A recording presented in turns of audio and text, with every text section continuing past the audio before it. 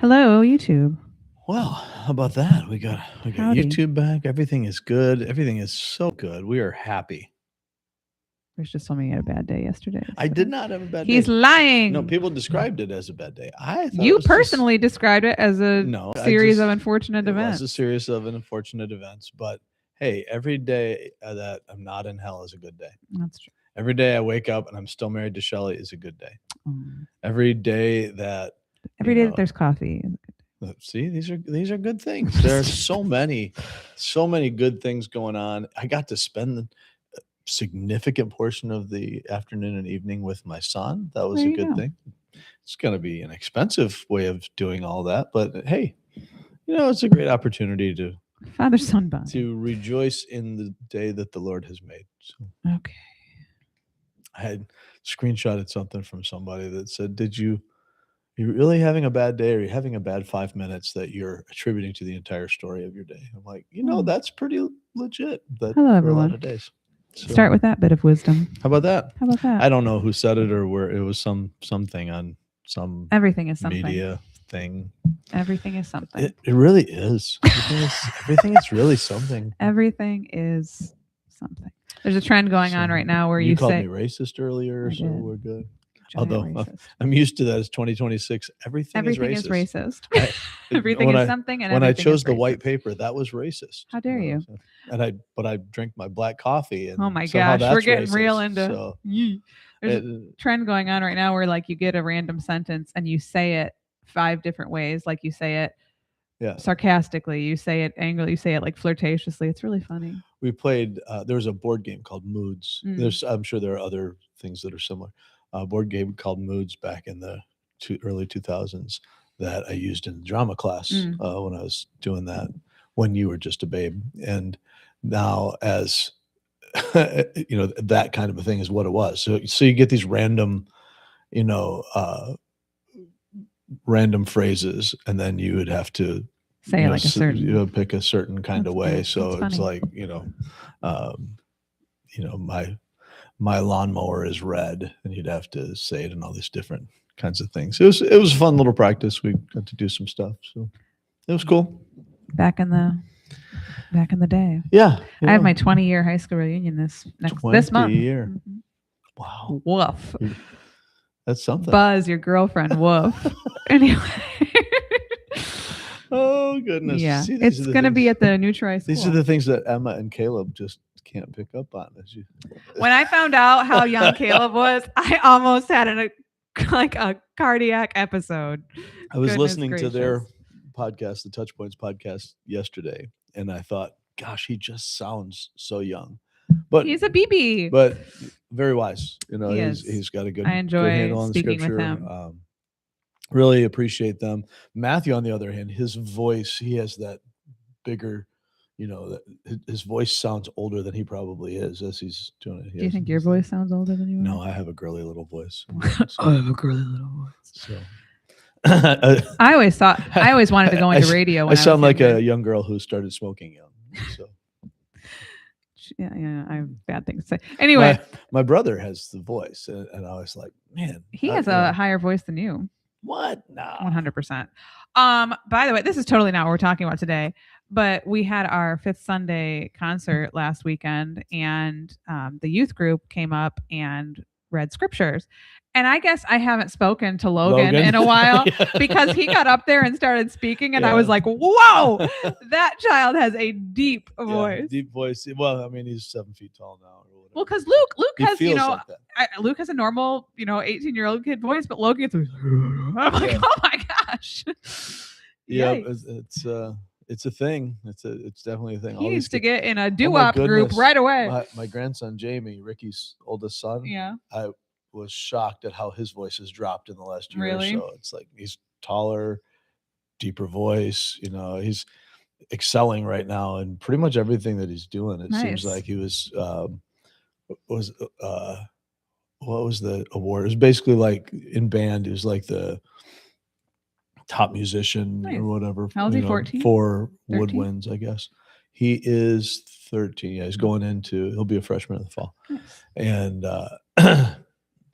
starting to find himself in a lot of other ways. So he's placing in most everything in track right now. He's decided he's going to play football in the fall, which he kind of turned away from when he was younger. He's like, I don't think this is really for me. But now he's starting to feel himself a little bit, and he's like, I'm going to do it. Cool. So cool. Grandpa's excited about that. I love my grandchildren, and I'm excited about whatever they choose to take on. But I'm never going to not be excited about them playing football. So nice. My child is taking cooking classes this summer. Hey, nothing wrong with that. That's what he wants to do. So cooking and bowling, that's what he wants to do. He can try his experiments out with us anytime. Yep. So he's doing bowling camp and cooking clubs. You know who was always an excellent bowler from an excellent boulder. That is a nice boulder. Well, that's true. That's true. I like that boulder. Is Ethan. He just from the time he was little, he was like elementary school, and we were bowling, doing something, and somebody came and they were having a youth bowling league and wanted to see. I wish there was a youth bowling league around here, but there ain't no more. And that was, I think it was in Niles, I want to say, but I think there's one in Michigan City. But anyway, it was somehow the pastor's kid was always good at the bar games and things like that. Darts, pool, cards. He did all these things. What does that say? So, anyway, that was the question. Anyway, what are we talking about today? Well, slavery. We are having a good time in a text that starts with, if any of your people, Hebrew men or women, sell themselves to you and serve you 6 years, in the 7th year, you must let them go free. So a real light topic. So this is where we get into the nitty gritty. It's super practical, everyday experiences for people in Three Oaks of slavery. And Kate, have any of your neighbors, sold themselves to you recently and served you for 6 years? No, man, but I could use some help with things. So I don't know. No. Well, it is. How should I say it? An interesting dynamic. How people, moderns, and really postmoderns, but you know what I'm saying. People in our contemporary society get so bent out of shape, especially in this what I would call neo-racist moment. Like racism as an overall thing was largely dealt with, and we've revived it. We've worked really hard in the last 10 years to make ourselves as racist as we can be, so that we can complain about the racism. And as a child of the 70s, I can tell you in the 70s and 80s, we dealt with all those things. I am not quite old enough to have lived, during the civil rights movement in the 50s and 60s. But in the shadow of that, when it became the norm, it became accepted to understand, hey, you know what? These folks are right. Racism's a bad thing. Oh, shocker. Who would have figured? And growing up with TV shows like Sesame Street and the Electric Company, when Sesame Street came out, one of the things they had one specifically black character who happened to be my favorite character as a kid. Was it Gordon or Mr. Hooper? As far as the Muppets, it was Roosevelt Franklin. Oh, and they ended up getting rid of him, for those reasons, because it was promoting something. So I don't know if that's what Henson did intentionally, but that was kind of the backlash, is probably an overstatement, but the push that they had. I thought he was a fantastic character. I loved him. But one of the things with those Muppets is they were all monsters and all, even like Ernie and Bert got all these different kinds of colors. And the underlying message is color doesn't matter, right? It's not an issue. Which will be more of what we deal with next week as we go a little more topical. But we have, Electric Company, which you probably haven't even heard of, but that was one of my favorite. I'm 106. Shows. And George is 87. I know. So, as that developed, the show was focused on literacy. Very diverse cast. Rita Moreno, Morgan Freeman. They're Rita Moreno was already known. Morgan Freeman was, kind of, but not big, anything like now. Who else? Bill Cosby was on there.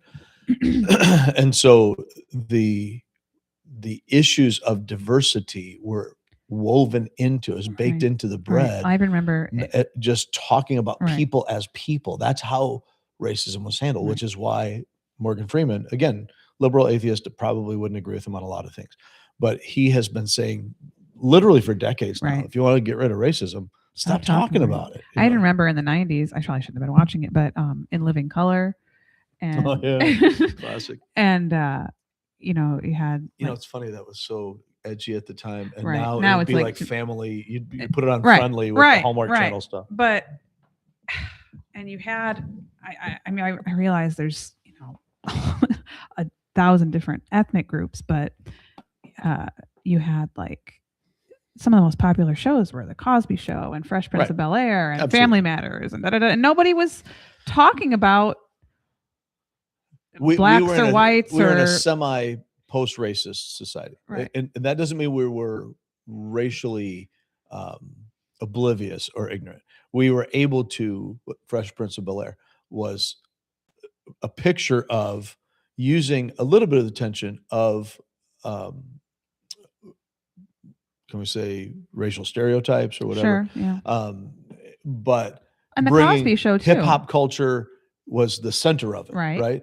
Quincy Jones is producing it, and it was, you dealt with some race issues, but Mhm. you dealt with it in a way similar to what Norman Lear did in the 70s. Again, Norman Lear is somebody I would strongly disagree with on most issues of life and values. However, shows like All in the Family, The Mhm, Jeffersons, Good mhm. Times, these waded directly into these waters and handled them in a way that was funny and poignant and powerful, because you're dealing with people as people Mhm. and different strokes. I don't know if, I think that rerun is still on. There was some really good stuff, but there's some powerful moments because life is like that. Yeah. People are people, but we have different experiences and we have to go through different things. But the idea that people are of equal value Right. was already at that point readily accepted in Right. society. Well, look at the Cosby Show. Both of the main characters in the Cosby Show were a lawyer and a doctor. Intentionally, yeah, Right. yeah. And it was intentionally. Kind of like Uncle Phil, Right. and, So anyway, I know that's not what we're talking about, but well, it's kind of what we're talking about. I mean, that's kind of how we got there, and it has more to do probably with what we'll be talking about next week. But as we're looking at the issues, I guess that's why when we're looking at this slavery thing, kind of the thing that was standing out to me is people, if you mention the word slavery, right? If you say I'm a slave to Christ, or I'm a slave to this, I'm a slave to that. I'm a slave for you, Britney People, Spears. oh goodness. And, sorry, wow. that's I can't. MTV it's the images millennial in flashing me. across my brain. It's the now. millennial in me. Yeah. I can't. But yeah. Anyway. Put that snake away. Oh, Britney. Anyway. Oh, Britney. So turns out we shouldn't have freed Britney because she's not doing well. Yeah, good. So this is when we get into the silliness, I suppose. But people get really bent out of shape, really up in arms, and slavery, reparations, all this kind of stuff. And nobody is saying slavery is a good thing, but we don't deal with the fact that there are slaves throughout the world now, right now, today, more slaves by most estimates than during the entire 400 years of the transatlantic slave trade, and prior to that. But we I think as Americans have this little patch of time that we just associate with slavery, period. Well, and to the point, we act like it isn't currently going on, right? And it is, and that's the sex trafficking is a huge part of that, but that's not the only part. There's human trafficking going on all over the place. Coffee, chocolate, textiles. There are literal slaves, people who were kidnapped, taken from one country to another to work as slaves. That's actually happening today. Yeah. And it's interestingly, it's still happening in Africa. But as we get all up in arms about things, oh, you can't talk about that, it's taboo. by not talking about things, we can't deal with any kind of actual reality.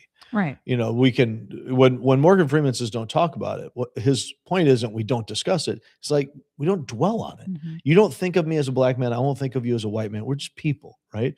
And where there are issues, we deal with the issues. Mm-hmm. But it's not a separate issue, it's a human issue as we're going through it. And in our world today, we've we I'm going to try really hard not to go on. Something to rant about is supposed to take place before the actual. It's behind the paywall. But we do similar things with everybody and their brother. Like, okay, so my son Ricky, who's your age, essentially, younger, but essentially. Wow. Wow. Anyhow, that was just for fun. Was it? We have different definitions of fun. It was fun for me, I'd say. Okay. But he was talking about this, you know, like with his own kids. Is everybody wants to diagnose kids with something, right? Oh my gosh, I'm going through that too. You know, so your kid acted up in class, always on the spectrum. Right. You know, that denigrates the kids who actually are on the spectrum. You know, that, oh, we need to medicate for this. And so many of the kids and the parents, this is what he was lamenting, kind of wear that as a badge of honor. Yeah. Like, this is, you know, what we're supposed to do. Everybody has to have a syndrome. Right. And so we kind of do that with everybody has to have an oppression. We have, you know, so the Me Too movement, big shocker, Hollywood had a sexual discrimination harassment issue. Oh, wow. Since Hollywood's existed. Right. It's only been a trope for 70 years. Right. The casting couch and all these kinds of things. Big shocker.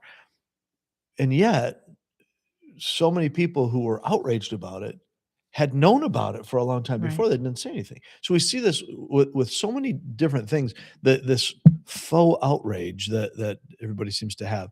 So that if you, I was talking to a black friend of mine, and so if I notice that you're black and I say something about it, make a joke about whatever, hey, you're black, whatever it is, hey bro, you know, by me noticing it, now I'm racist. Right. And he's like, yeah, it's the most ridiculous thing in the world. You know, as we're talking about things, it's not a secret, right? It's, you know, you don't need an identification to tell you.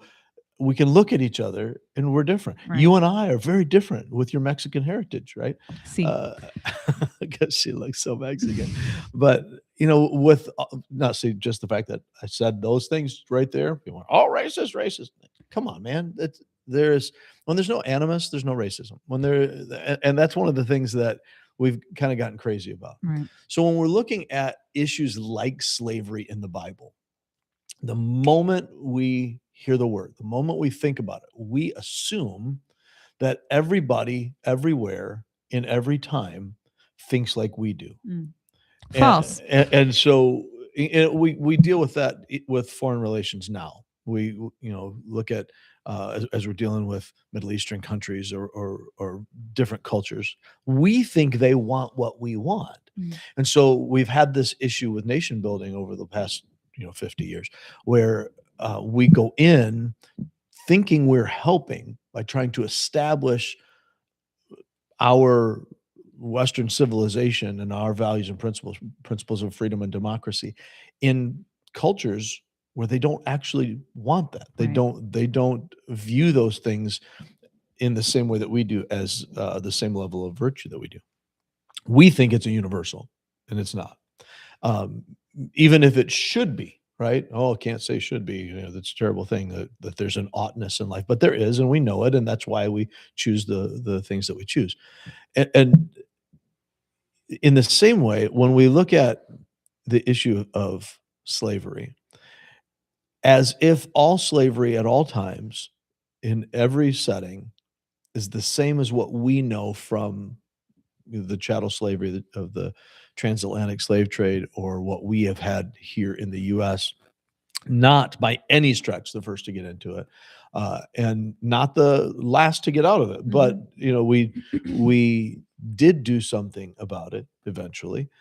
It is clearly a horrific black mark on the history of our nation.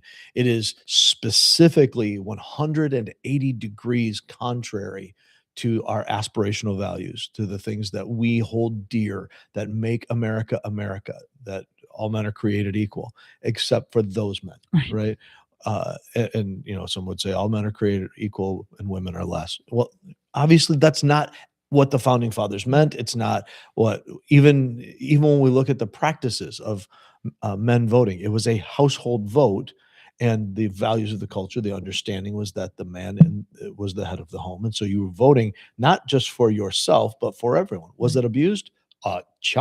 Because humans abuse everything. We abuse literally everything. Is alcohol an issue? Alcohol is an inanimate thing, but we abuse things. Are drugs bad? Well, unless they're prescribed by a doctor to help you, right? But we abuse everything. Is pasta bad? Heavens no, but we abuse it, right? So guilty. My doctor's telling me I abuse it all the time. So I didn't realize how much pasta I eat until I tried not eating pasta, and everything I have has pasta in it. So everything is pasta. Everything is pasta. There's like all the time pasta.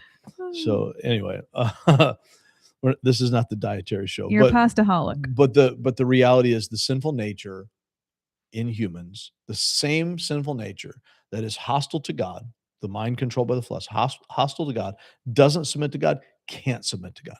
Right? That's the nature of our human flesh. Apart from Christ, apart from the Holy Spirit in us, guiding us, we choose evil always. And having a similar conversation with my son Ethan, who's the deputy sheriff in our county, and just he was dealing with some horrific cases, and just had kind of a career case that came to a head this week, and just overwhelmed by the evil and the wickedness out there. I'm like, I don't understand why people do these things. I'm like, I do. Romans 1, right? We suppress the truth by our wickedness. Human nature is so depraved that the more you see it, the more you see the depravity. The only way to not see the deep depravity of the human soul is by not looking. And it's so clear that people are so bad that we are all abusing God's grace every day. Big time. And so when we see some of these dynamics in a variety of settings, including welfare programs. Do welfare programs ever get abused? Sheesh, are you kidding me? Send your complaint. So, well, I mean, it's I just was listening on the way into Al Mohler's The Briefing, and talking about unemployment numbers, and the unemployment numbers right now are very skewed because I don't even remember the numbers. Ridiculous numbers of people have timed out by not. I don't know if it was Wall Street Journal or whatever article he was talking about. That people are, men in particular, are just not looking for work. They don't want to work. So you're out of the system. Right. And after a certain amount of time not looking for a job, you don't even show up in the unemployment numbers anymore. So when you see whatever number it is for unemployment, that doesn't even include the people who aren't trying to work. So people will always abuse everything. People abuse power. People abuse freedom. People abuse wealth.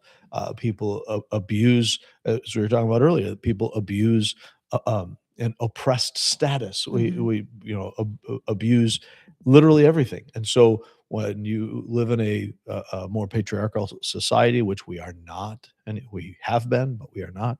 And I'm not saying that it's a pejorative term, but when you have that, you have abuse of it, right?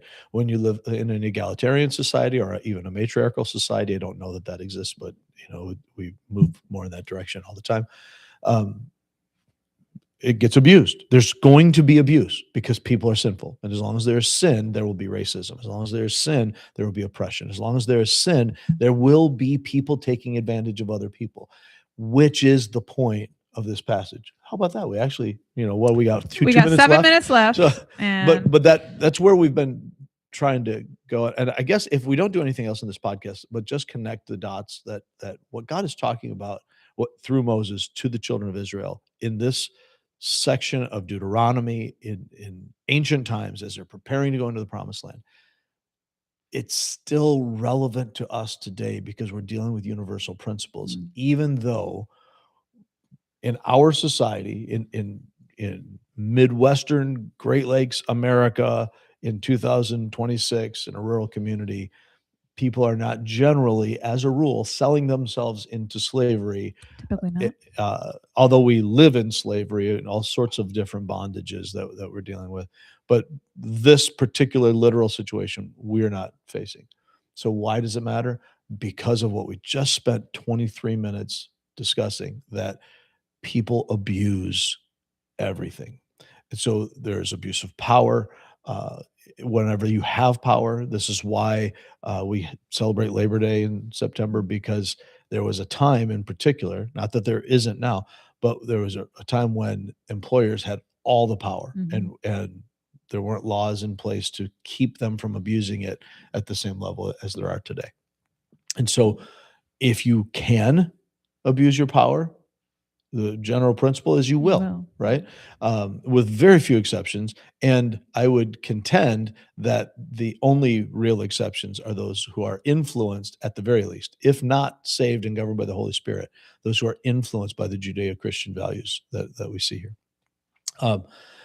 And that's probably the most controversial thing that I have said on the podcast, and probably nobody will even pay attention to it as being controversial. But of all the things that we've said, including abusing pasta, that was probably the biggest. That's harsh. But as we're looking at this idea, the picture that Moses is giving them is you're talking about Hebrews selling themselves to other Hebrews. Right.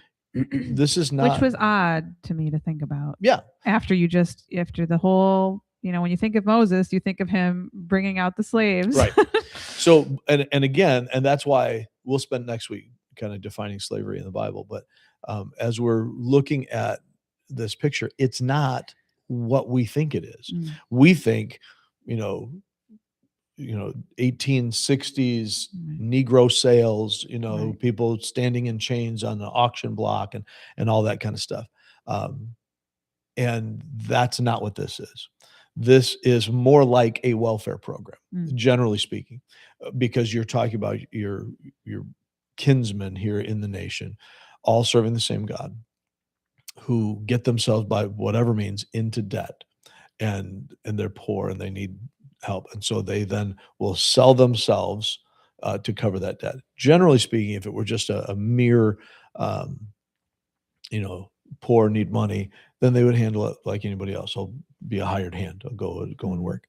When you get into a particular deal, then it's something like bankruptcy. And so, there are a lot of things that we'll see as we go through Deuteronomy about how to handle the poor among you, like not gleaning to the edges of your field, be a little bit sloppy, so that the poor people and the aliens can come through, and then they can pick that grain for themselves. Whereas it's yours, it's your field. So my American tendency is it's my field. I can do what I want, right? I'm gonna maximize. I don't want to leave anything behind. I want to clean it up.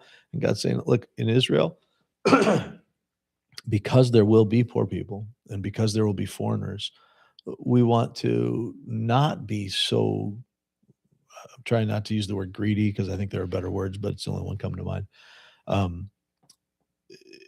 So that we are trying to get every little last bit for ourselves. Leave some there so that the poor folks, the widows and orphans, the transients who are passing through, that they can come through, pick for themselves, which does a couple of things.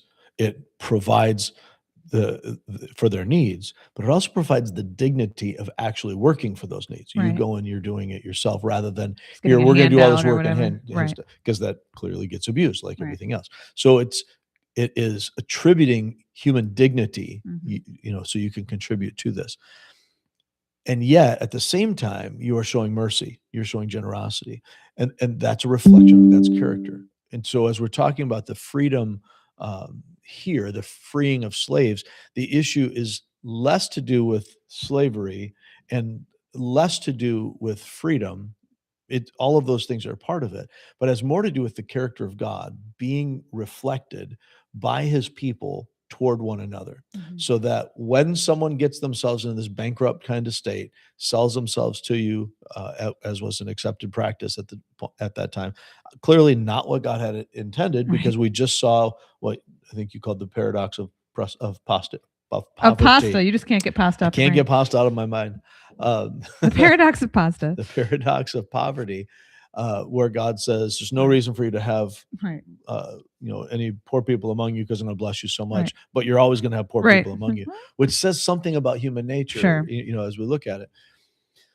So, because of that, then you have this situation that God doesn't desire, but He says straight out, this is going to happen. When this happens, here's how you're to handle it. Right. Go ahead, provide for them. They're providing for you, but you don't treat, and this is a really important element of Israel that gets abused, because people abuse, right? Yeah. You don't treat them like dirt. You treat them like humans. Big shocker. So much so that it says later in the text, if they don't want to be set free because they love you and they love your family and they are well off with you, then here's the provision for them to be your servants for life. Why would anybody ever want that? Because of how you treated them, because you treated them in a way that reflects the heart and character of God. So as we look at the whole picture here of setting the slaves free, it flows from the previous passage about canceling debts in the 7th year, right? So if somebody's borrowed from you, you get that 6th year, you get through the 6th year, 7th year, we cancel all the debts. But God says, don't get this wicked thought in you that you're going to protect your own, I'm going to just not give anything out because it's getting too close to the 7th year. So nope, sorry, you're on your own. Because the idea of lending had to do more with generosity. Usury, charging interest here was not something that God allowed among his people, because the idea of the lending was to be a generous lending. Now, you could do that with foreigners, but in the family, we take care of our own. Similarly, here in the family, we got a debt. Here's how we're going to work this out, right? And so you do this essentially a bankruptcy type thing. Now, if your whole goal is to try and take advantage of this, you are not reflecting the character of God.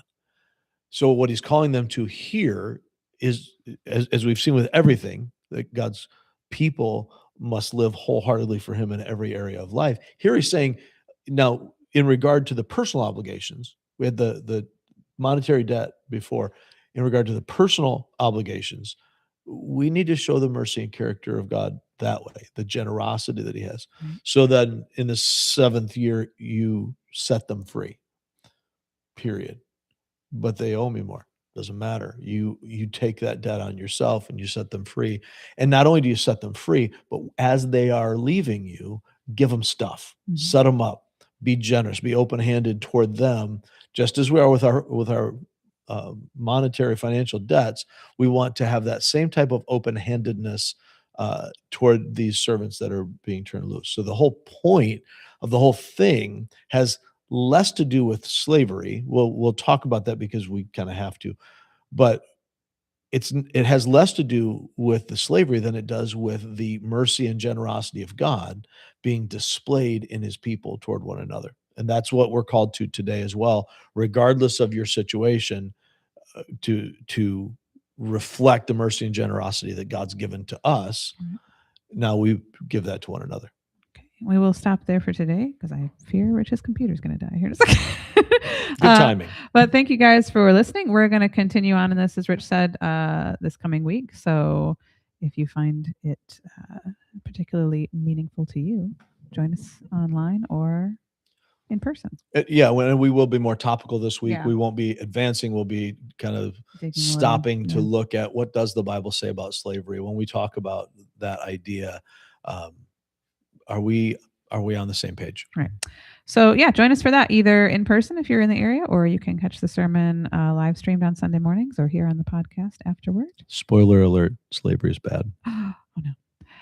You just gave it all away. Yeah. Now you don't have to listen Sunday. No, I'm just kidding. Please listen. Thank you guys for joining us. You thought there was a surprise. We will catch you next time. No surprises. Thanks, you two. Hey, Jeremy. Welcome back. Good to see you. Or welcome us back or something. Welcome us back. Welcome us. Goodbye. Goodbye.